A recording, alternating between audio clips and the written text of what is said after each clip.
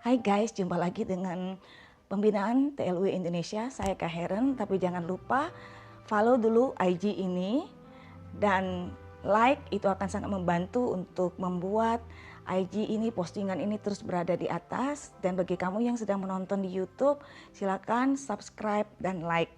Dan itu udah menjadi bagian dari partisipasi kamu. Nah teman-teman, ini Kak Heren nih mau lanjutin tentang satu postingan yang di awal, yaitu Tuhan tertarik pada kamu. Mungkin kamu nanya, gimana sih caranya saya untuk merasakan Tuhan tertarik sama saya? Gimana saya bisa merasakan perubahan, bisa mengalami perubahan hidup kalau saya nggak bisa melihat Tuhan itu? Nah teman-teman tahu kan prinsip ini, jauh di mata, dekat di hati.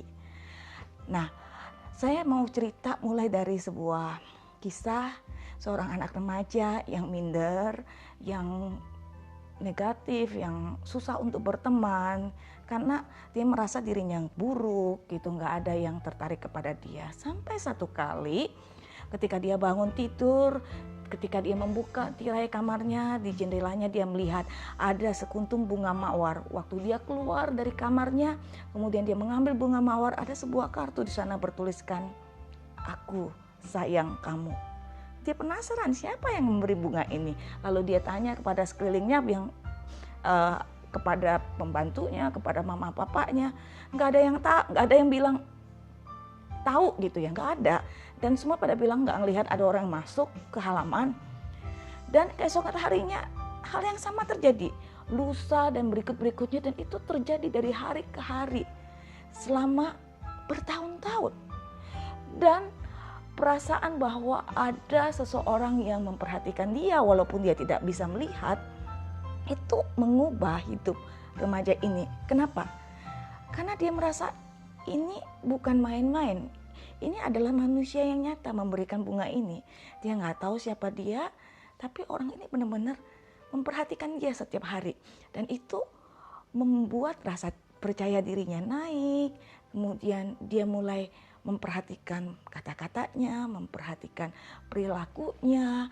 Dia mulai banyak tersenyum, mulai disukai banyak orang, dan mulai punya banyak teman.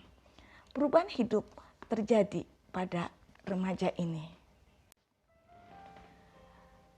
Jadi, walaupun jauh tidak terlihat, tapi perhatian dan ketertarikan yang nyata itu adalah sesuatu yang nyata dan mampu mengubahkan hidup kita.